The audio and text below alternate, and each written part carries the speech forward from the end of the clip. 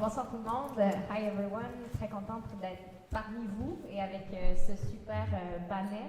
Donc, mon nom est Caroline Marcoux-Gendron. Je vais modérer en fait le débat ce soir.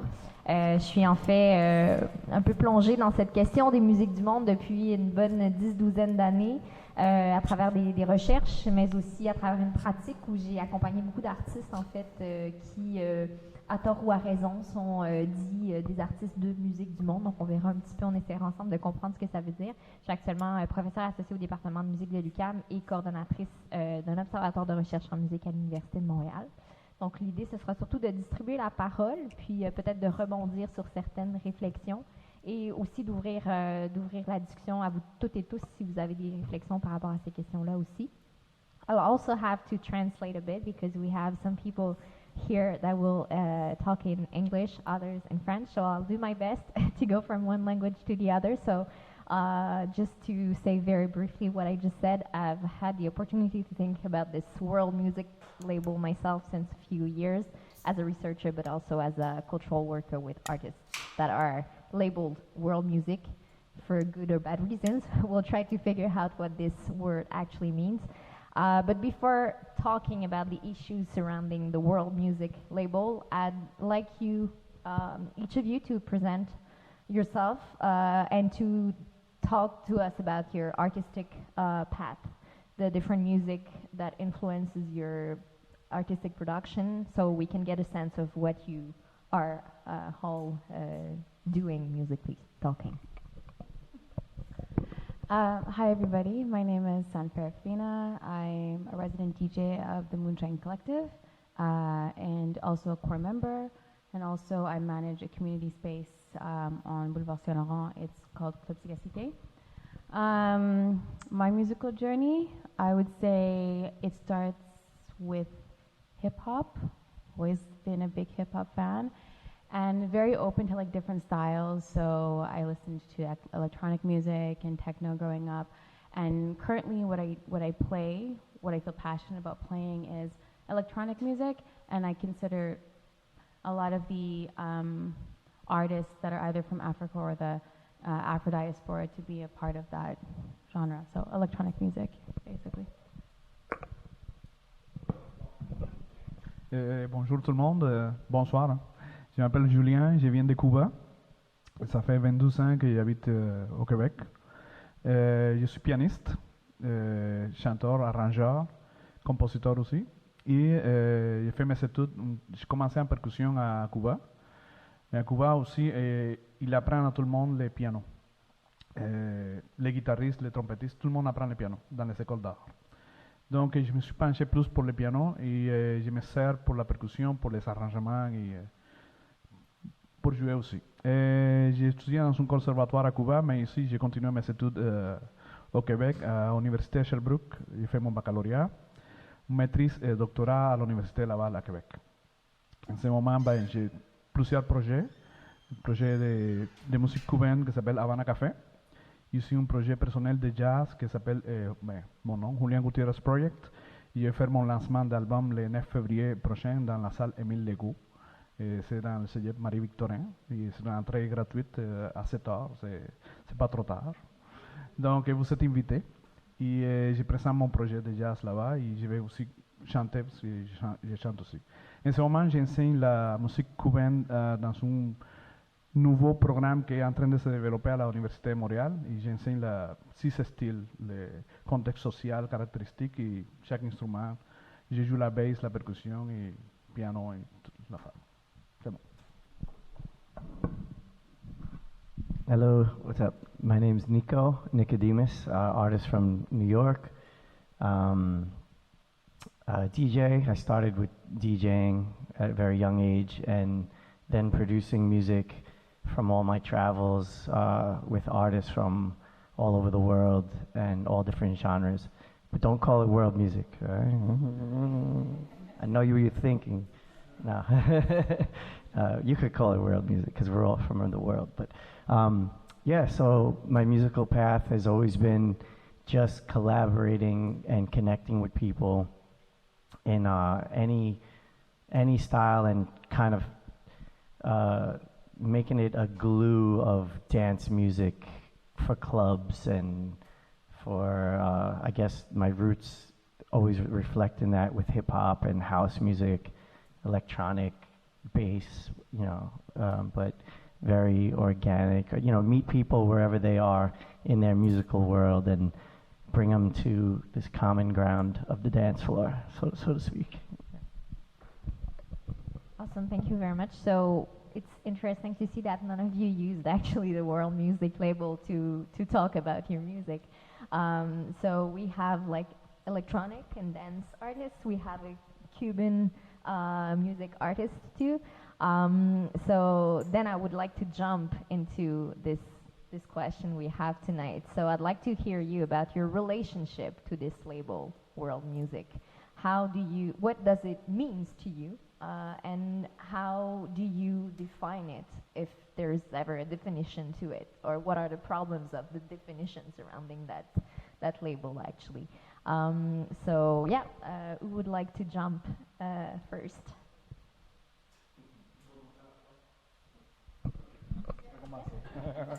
Ok. En fait, c'est bizarre. Le terme world music, c'est vraiment c'est une structure de un nom, moi je dirais plutôt occidental. C'est comme une catégorisation occidentale qu'on donnait pour abarquer toutes sortes de styles.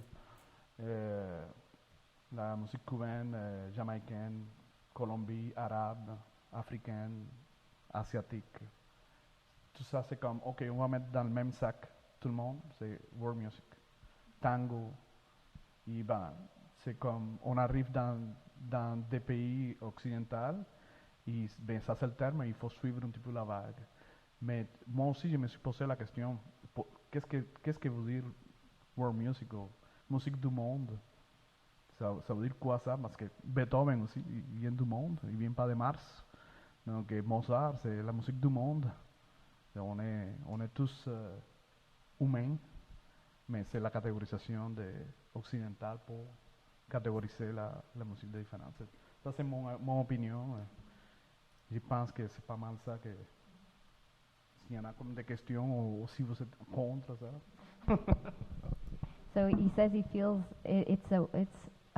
first of all, it's a Western categorization of lots of music from different parts of the world, actually, and there is this kind of tension between what is included and what is not included in that label.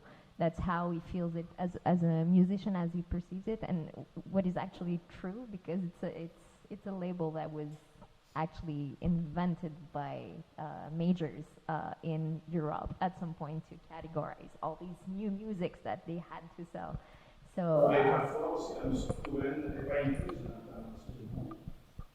C'est comme, ils vont donner plus d'opportunités à que la musique du monde c'est africain. Ou sinon, la musique cubaine c'est pas musique du monde. Oui, c'est ça le débat. C'est une question d'opportunité. Ils voient ça comme musique pour danser simplement, festive. Moi, je veux plutôt chic. C'est comme plus. Si tu vas appliquer dans un festival comme le Sud du Monde, ils vont donner plus d'opportunités aux autres musiques. So he said that sometimes Cuban music is not even included in world music, actually. It depends on the context. It is sometimes, it is not in other contexts. So maybe would you like to respond to or to add some thoughts? I can add because I agree, and I didn't know that about Cuban music. I think that's also awkward, equally as awkward as the entire category, world music. But I think what's weird for me, I don't even think about that really, just because it's not the way that I've ever really consumed music. But I think it's true for a lot of people. I don't think people consume it in a way that it's like, oh, this is world. Maybe like not since Napster or something, when all of this music started becoming so available, and it's like not just for people that are digging at record shops and stuff. But for me, I just think it's super weird when you have artists that are comparable to like Justin Bieber, or to when you have artists like WizKid or Burna Boy being put in a world music category. I feel like it's super awkward. It's really weird. I think that certain artists deserve to be in same category as like Beyonce or like I said, Justin Bieber, or a folk music category. But I don't know. I don't even know why. I think even beyond like awards, I think even the way like we've been trained to think about music that's not English as like super separate, it makes things complicated for growth of certain artists to expand. It's interesting you say that it makes it complicated for growth, but at the same time there are specific commercial networks related to world music. So they're so small in comparison, right? So for example, like Moonshine released a compilation that was just like, there were so many people involved in the project. Montreal, Portugal, Congo, everywhere. I don't know, like I'm forgetting, but was nominated at the Junos for world music category.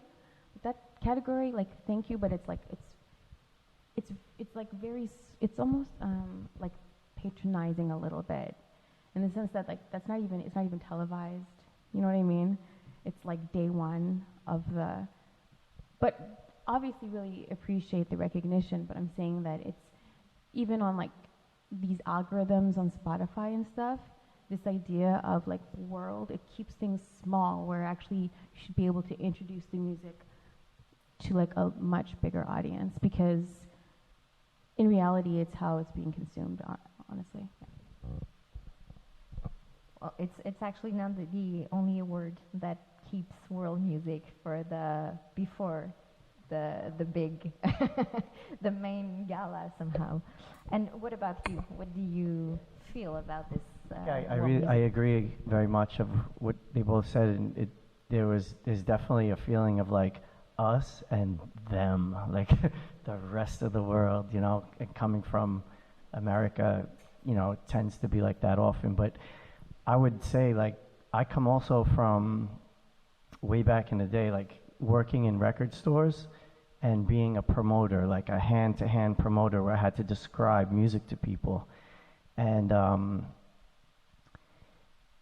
there was a time where it just like, it was so hard and tiring. Like, I'm like, yeah, I play cumbia, electronic, house, African rhythms, like start naming so many genres, and by then they're like, yeah, whatever, okay, forget it. They give you back the flyer. You're like, oh, no, I'm trying to teach you. No.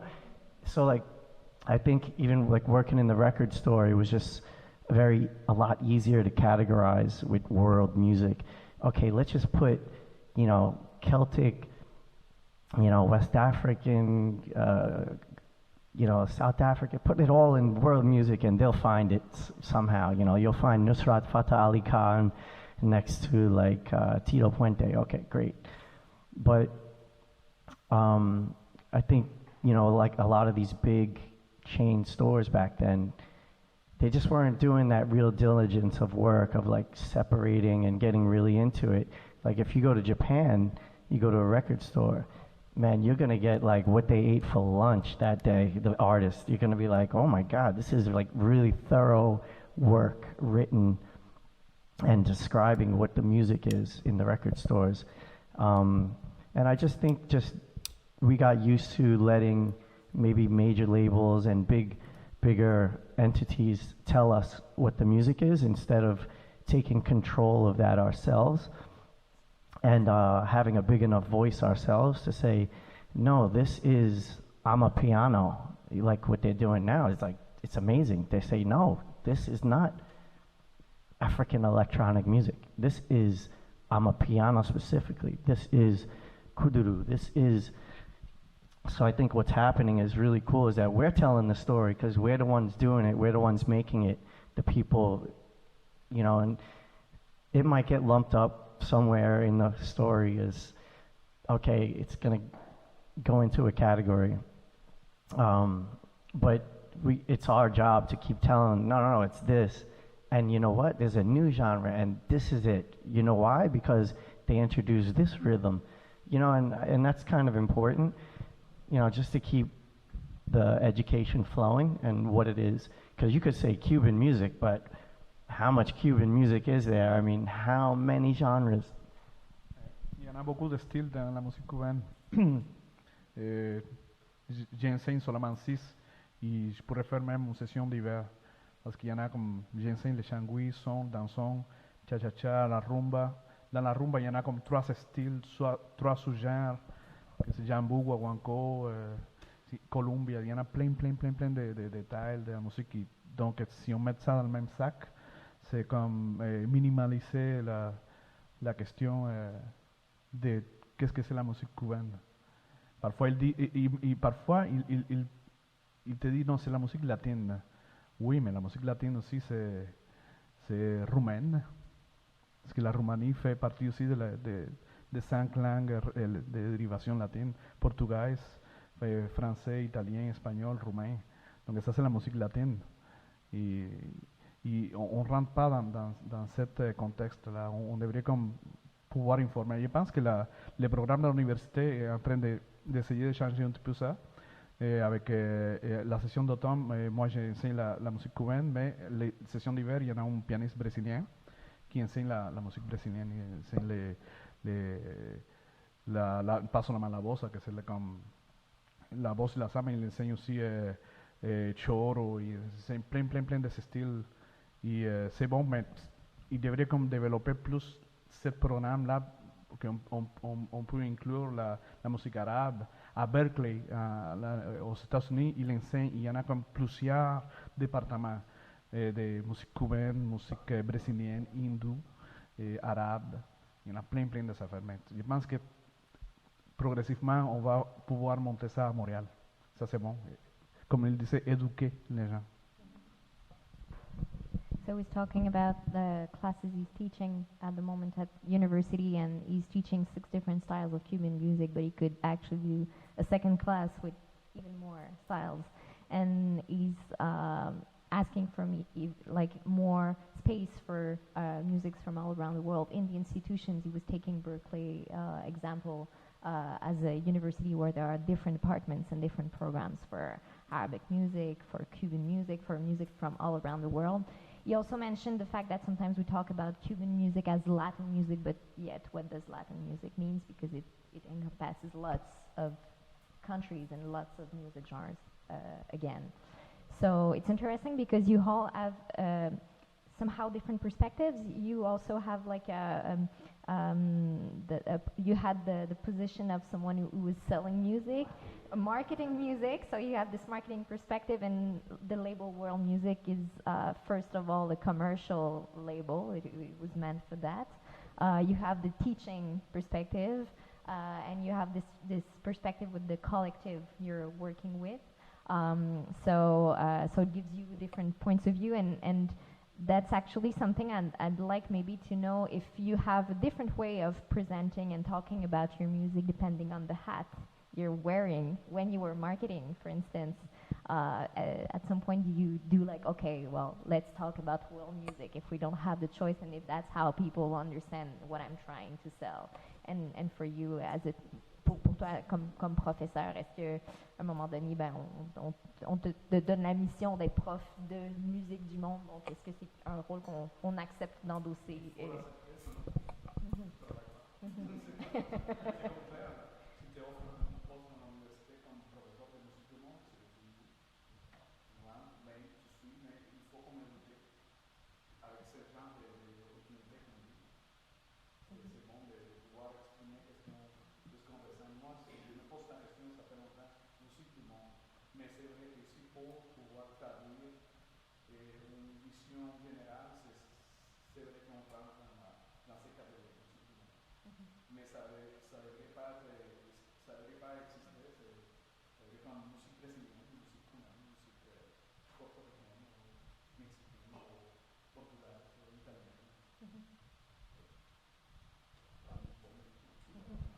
And in the Moonshine Collective, how do you present, how do you market somehow the music you are proposing?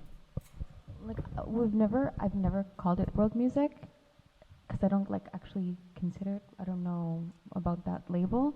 I think when we have to talk about the collective and the music that we either distribute or also perform, I would say that we kind of call it what it is.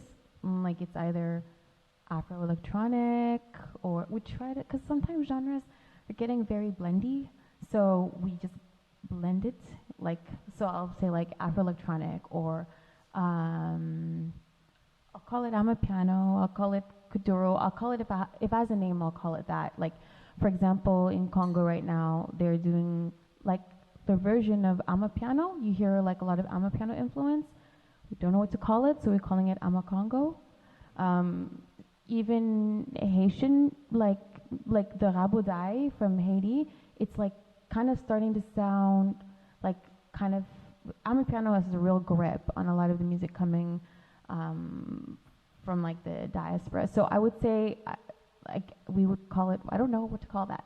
So I would just say that it was like it's kind of like Haitian Amapiano music as a way to describe it. And then when people don't understand what that means, we would probably go to the length of saying this is from the Angolan diaspora in Portugal, or etc. Like going that length.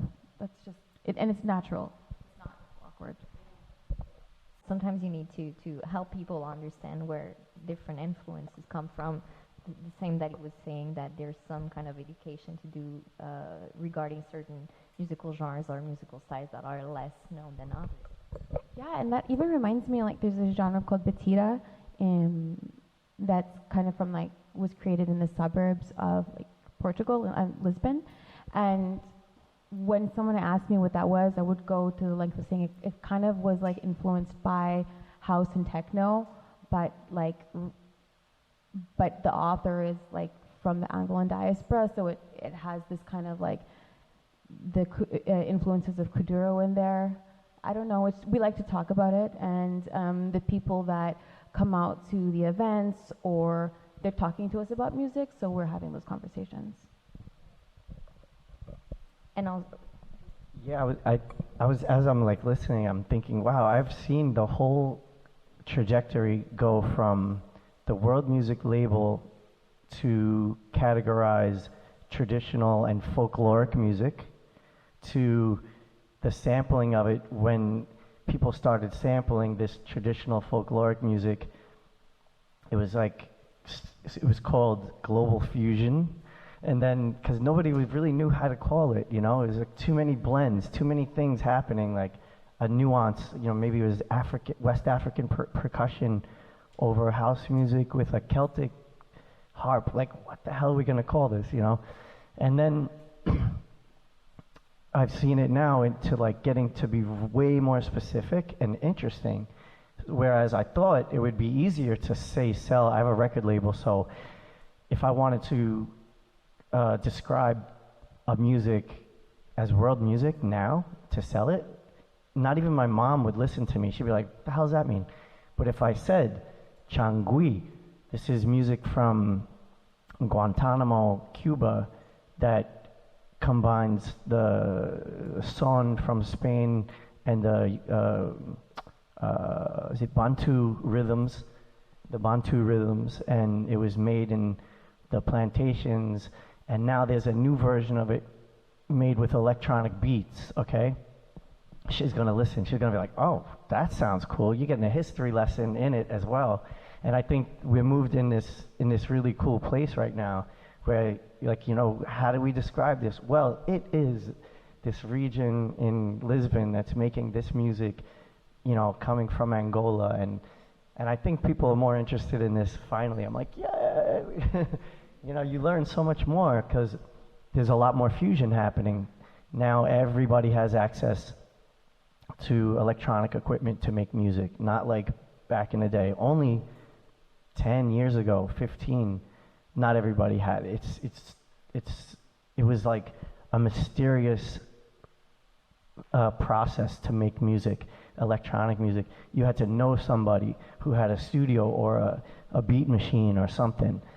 And it was like this, you know, it was mysterious. Now, I mean, you can download free apps and make it on your phone while you're on the train and then call it what you want to call it, you know? So it's opened up the field so much, you know, and we're always going to crammed to categorize things, right? We're always going to be like, try to put it in a box, or it's, you know, and I think, like I said earlier, it's really important for whoever's making the music and to like really describe it their best and explain where it comes from and whatever.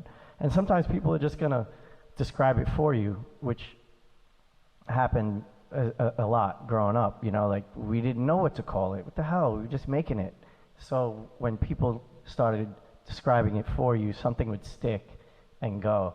And, you know, most often you're like, oh yeah, that works. Yeah, we're gonna stay with that, you know. So, yeah, I don't know what you want to add to. It's interesting you talked about somehow the audience response to the world music label. We've been talking so far about more of the business and the institution towards that label, but now you're talking about the reaction of the audience too, because as an artist you have a relationship to this world music label, but the audience also as one. So you feel that people are more and more interested in knowing more specifically what is there behind this very vague and umbrella category, as I've heard. I think if they have a choice, I mean, you as all music listeners and followers, if you have a choice to know the difference between, you know, an umbrella category and a specific one, you might choose a specific one. I think not everybody's like that. You know, there's a lot of people who just, they don't care. You could call it anything. They just want to know, is it Beyonce? Is it Rihanna? Is it, you know, the lead figure is what they call it. You know, it's like the artist. They don't even know who the piano player is or whatever. But I think there's a lot of us, if you give them the option to know more, they probably would want to know more, I think. I don't know. C'est l'intérêt du monde de savoir, de s'informer, mais comme il disait, c'est pas tout le monde n'est pas pareil. Il y en a des gens qui ont des soif d'apprentissage, et il y en a qui they don't care, comme il disait. Donc, oui, je partage son avis.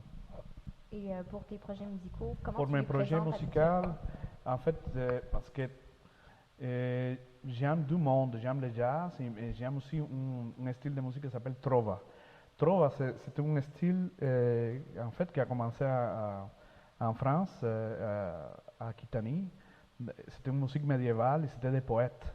Et cet courant musical s'est propagé en Europe et est arrivé en Espagne et d'Espagne, bien sûr, arrivé à Cuba.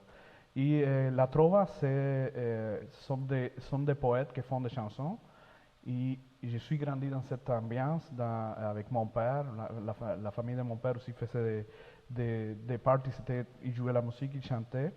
Et chez nous, on se réunissait avec des poètes, des peintres et tout ça. C'était vraiment très bohème. Je suis grandi dans cette ambiance et c'est ça que j'aime faire. J'aime composer des chansons et mélanger aussi un petit peu avec le jazz. C'est sûr, quand je suis arrivé ici, le marché de la parole espagnole, personne ne comprend. C'est en français ou c'est faire la musique pour danser. Donc, mon premier instinct, c'était comme de faire la musique pour danser un petit peu, mais plus que j'avance dans la musique ici au Québec, j'ai envie de faire un retour aux racines et faire comme la poésie et peut-être expliquer les textes. Et aussi, j'ai quelques chansons en français et quelques chansons en fragnol. Et un petit peu, mais je mélange un petit peu le jazz avec la poésie, avec la musique plus développée. Ça, c'est mon but. Moins commercial. So he was talking about his musical journey, the different music he was practicing in Cuba. It was Cuban music, but also this music these influences that came from France and then Spain and then came to Cuba with lots of lyrics. But then as he arrived here, people don't necessarily relate as much to Spanish lyrics. They are expecting more dancing music. But now, even though he did some of these music to make people dance, now he wants to go back to the roots and more to the... That's why I have two projects. One is called Harmonica Face, it's like salsa music for don't think about it, dance.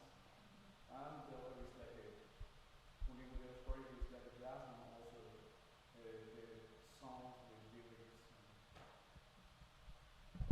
Okay, so some dance to remember, some dance to forget. We always have to remember that. We have to remember that. And as you all have been traveling a lot, maybe I'd be curious to know if you discovered that there's a different meaning or a different use of that world music label depending on where you are in the world. Have you noticed a difference depending on where you practice music? For instance, à Cuba et à Montréal, est-ce qu'on a un regard très très différent sur cette étiquette musique du monde? The same for you while you were either playing in Montreal, New York, or in other parts of the world? People don't call it world music. I don't even hear that word ever. Like, people don't call it world music, you know? So we've done, we've gone to Congo and worked with artists in Congo. They definitely don't call it world music in Congo. And also like Portugal and France and Belgium and these different places, and like nobody calls it that. They tend to call it like Afro. I'm talking from my perspective, of course not yours. Like, they just call it Afro, and that's okay. But like sometimes we, like I said, we'll have conversations and kind of go further as to explain what it is. So. What about you? En fait, la musique cubaine, quand on se projette ici, parfois, quand on entend la musique du monde, en fait, c'est dans, mettons, si tu vas à remplir une soumission dans un festival. Quelle sorte de musique tu joues, et là, il faut dire comme Cuban music ou musique du monde. Mais à part ça, personne dans le public vont comparer, comme elle disait, musique du monde. C'est très rare. Je pense que c'est dans les sites web. Et mettons, pour la distribution des albums, si tu vas remplir à CD Baby, que c'est comme une plateforme qui va mettre ton album dans toutes les Apple Music, Spotify, tout ça, et CD Baby te demande une description de ton projet. Et c'est comme très, très fermé, c'est comme électro, world music. C'est ok, world music. Là, c'est comme narrow. Et c'est la seule façon quand tu rentres dans un site web pour décrire ton projet. Sinon, tu n'entends pas dans le public, les gens viennent te voir ou viennent pour danser ou pour penser. It's basically when you fill in forms that you need to put yourself in world music, either a form to apply for a festival, to market your music on the internet, for instance. There are some websites like CD Baby said where you need to choose a category, and sometimes it's the only option, more or less, that you have. Yeah, I think we're in a good place now to, even coming from a marketing point of view, to open it all the way up. Like, imagine if the Grammys was all of a sudden, like, instead of electronic music and everybody's under it, I mean everybody, if you really had like Soulful House Award, there's plenty of awards, man, give them out, like a South African electronic award, give it out. Like, it would, now's a good time, and they're silly not to embrace this, you know, and really open it up. Anyway, yeah, it'd be a great time to do it. So when we get on the Grammys, come on, let's write them. It's in 1982 there was the first WOMAD, World of Music, Arts and Dance. Then in 1987, that's when majors actually gathered together in England and invented this world music label to be able to market some CDs in the stores. And then in 1990, it's the first time that the Billboard magazine actually acknowledged the world music category as a category by itself, with specific networks of broadcasting. And then we had the Grammy Award World Music created in 1992, and then in 1994 the first WOMEX World of Music exhibit that now happens every year in Europe until now. I've had the opportunity to attend like 4 times the WOMEX, and you just find thousands and thousands of people from all around the world, but you have people doing Persian classical music, you have people doing Gnawa jazz music, you have like all sorts of projects going from very traditional music to very actual and very contemporary projects. So it's really like a big, I'd say, somehow melting pot of different musical propositions. So we still have like 15 minutes, and I'm sure you probably have questions or maybe thoughts you'd like to share about what has been said. So, yeah, please come up. It was cool to see, because I'm from Brazil, and we like to be collected places like Brazilian music, but even with this label, Brazilian music, it's hard. For example, like what is Brazilian? Brazilian music is so hard, so big, as you were saying about Cuban music. You know, it's so different rhythms and so different styles of music. And in Brazil, I've just realized that when you guys were talking about world music, is that we don't use world music in Brazil. This category, even if you go on record labels, you won't find music monde, that world music category like on the records. It's more divided by countries. You go like there's like that's like Africa or country, and even like on the African side, there's like even like a subdivision. You know, like it's not like just the whole continent. You know, like you have like Angola. You know, like it's more. Or sometimes like when they are super specialized on something, it's more like African music. But the term world music is not something that we use there to kind of like talk about the rhythm or the traditional music from all over the world. I don't know if it is because we have a history of like blending like European and African and like indigenous music, that we have this attitude, you know, like to have it all mixed and you know, like knowing, as people say, you know, like, oh, because if you go like on the small part, you're gonna learn not this part, oh, that has influence of this one. I don't know this rhythm, so you're gonna check it out. Like, oh, this rhythm has an influence of this other one, and then you go check it and you start like discovering other ones. And I think that's more the culture that we have, you know, like that to go. It's blended, but we always want to know like where it comes from, you know, and what's the speciality of this rhythm that makes growth. So just one point coming from Brazil and how this term, you know, like even Latin music, it's kind of, you don't super use that, you know, like, or it's like a salsa, or it's, you know, like, but we don't hear like more specific.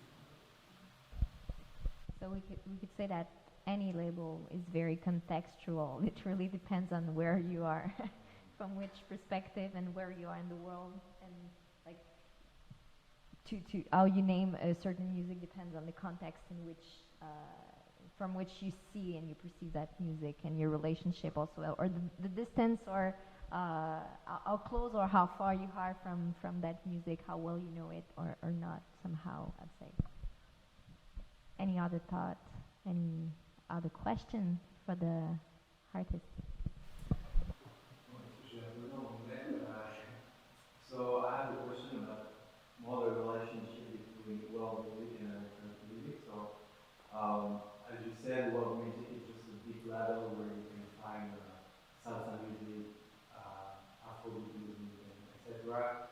It seems to me that it can be such a general genre as electronic music is, because electronic music was something sub-genre, sub-genre also, house, techno, and so on. So my question was more, do you think when we talk about underground electronic music, techno and house,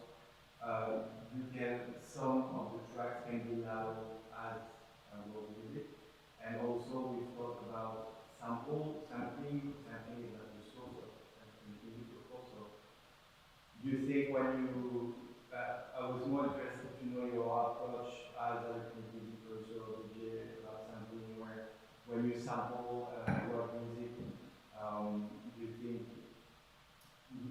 you can speak freely about, like, for example, a Brazilian track and not very long or from Africa and just to feed your creativity as a creative producer, or do you think you should always promote this genre and respect the original?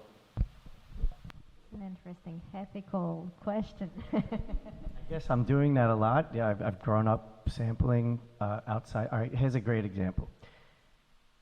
When I was like 8 years old, I'm growing up with hip hop. I have Eric B. and Rakim, and we thought hip hop was the entire world, okay? So then all of a sudden, in the middle of the beat of Eric B. and Rakim comes Ofra has a sample. And that was when we said, what is going on here? That's not the ingredients that we've been cooking with all these years. What's this spice? What is this? You know, and then it like opened our heads as kids. We actually learned, we were like learning about the world through music and samples. And Manu Dibango, Soma Cosa, when that got sampled, it was like, what is this? What is he saying? You know, it was like, so back then we had to find out ourselves. It was up to us to discover and read the background and read who's playing on things, like, you know, on all Michael Jackson's records, a Brazilian percussionist, you know, and you wouldn't know until you read the credits and whatnot. So I think today, I think it's really important for us to identify the source of your music. A lot of people don't care. They just making music for music's sake. It's a collage. Everyone has their own reason for making music in their own style. But for me personally, I like to, you know, this comes from Chad, you know, this is a traditional rhythm of Chad, and yeah, now it's house music and electronic, but somewhere in the notes it's nice to just say where things are from, and for the curious people and the people who also would love to have that respect and notoriety, you know. And again, sorry if I talk too much about this, but this means a lot to me, because we would not know really what we were doing when we were kids, like just sampling shit we loved that somehow mixed, like Eric B. and Rakim and Ofra Haza from Israel. Like, what? And that was a big influence. So we were like, wow, a reggae dancehall rhythm matches perfect with a Dumbek rhythm. Why? We don't know, but we were just blending it and putting it out there. And then maybe when we're playing the music, you know, someone from Egypt or Lebanon was coming up like, wow, do you know this? Like, and that is the most beautiful thing, you know, like, then we, you know, that's how we grew as like a party that was this fusion of everything, you know, with the dance floor beat. But then we were able to describe it. Yeah, we took this from this record and la la la. And they say, oh yeah, you know what that record is really? That's originally an Kulthum record, and it was made by a percussionist. And then it's like, wow, you know, it opens a bigger story, you know. But I think it's important, yeah, and also to know what the lyrics are, because man, this is some funny shit. I don't want to say what DJ it was, but he was playing the fucking Quran. He was playing the Quran. It's really important to know what are the lyrics of the music you're playing. It could really help. Like, we were laughing. My friend said he was doing like a children's parade, a children's party, and he played Sexual Healing, and he didn't know, what the lyrics. Whoops, you know, it's like.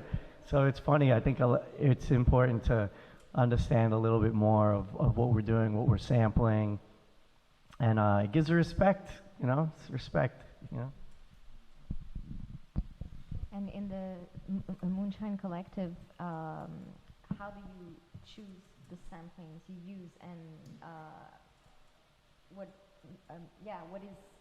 is the path that you decide to take in terms of sampling? Well, sampling, it's usually done by the producers.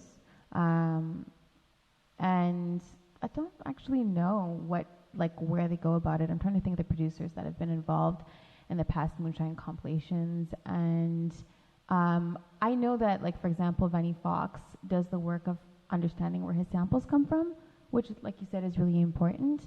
And actually, just to speak on like the lyrics thing, one time I was DJing in Portugal at the festival, and I didn't know that there was going to be so many children there, and I had half of my set was like funk, like ballet funk music.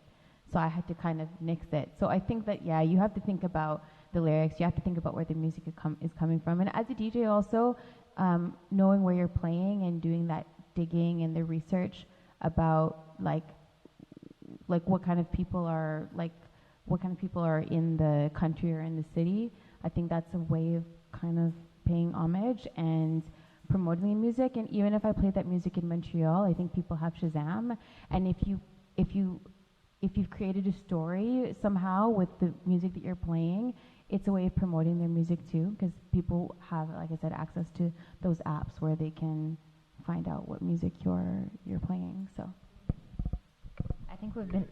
Dans mon cas, je suis pas DJ, mais je travaillais dans le passé dans un projet qui s'appelait Remixer la chanson québécoise. Et c'est un projet qui a été fait à l'Université Laval. Et en fait, moi je crois que c'est un petit peu le parcours d'une ville ou une province comme Québec. C'est multiculturel, on rentre en contact avec plein de choses. Moi j'ai fait un remix avec la Bolduc. C'était comme j'ai un bouton sur le bout de la langue, mais en latin. C'était comme un reggaeton avec la Bolduc. Si on le cherche en internet, là c'est vraiment drôle parce qu'on entend la Bolduc avec un fond de rythme plus latin. Mais dans mon parcours aussi comme musicien, ça fait 22 ans que je suis ici. Parfois dans mes concerts, je mélange la Guantanamera avec Swing la Bagaille dans le fond de la boîte à bois. Donc je fais chanter les gens Guantanamera, mais en même temps, ok, on va chanter Swing la Bagaille, c'est vraiment folklorique. Et on se nourrit en fait de toute la culture qu'on rencontre. On mélange la musique brésilienne, la musique africaine, la musique cubaine, la musique folklorique québécoise aussi. Moi, j'ai voulu faire un projet aussi avec un tune qui s'appelle, je pense que c'est mon petit porte-clés tout rouillé. C'est une affaire comme ça, là. Mais je vais faire comme une chanson, je pense qu'on a comme projet invité les chanteurs de là j'ai un plan. Comment ça s'appelle? C'est la boutique souriante. Là, vous connaissez la boutique souriante? Et on va inviter le chanteur principal et on va essayer de faire comme un mélange encore, comme un remix de ça. No. And actually, I think it's just important to respect the music that you're playing, like if it's sampled or whatever. It's just to like kind of respect and know where that music is coming from.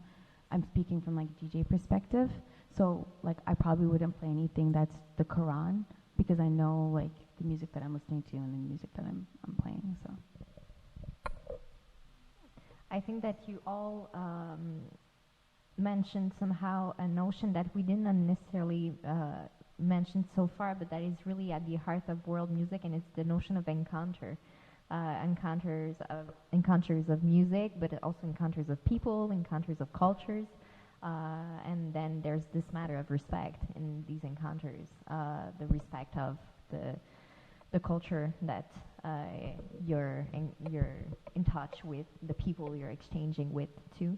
So yeah, I think this whole idea of encounters is at the very heart of this idea of world music. Is there any last question? We have three minutes left, so any last thought or question you'd like to address? I have a question for you guys. Are you coming tonight to the party? Are we gonna get down? Yeah? Okay. Can we put them on the guest list? Okay. So I think we're all ready to party now. So thank you very much for these very interesting thoughts and testimonies about your journey, your musical journey, actually. And thanks for being here, for your questions, for your attention as well. And so, yeah, I'll wish you a very good dance party for now, and good evening too. Thank you.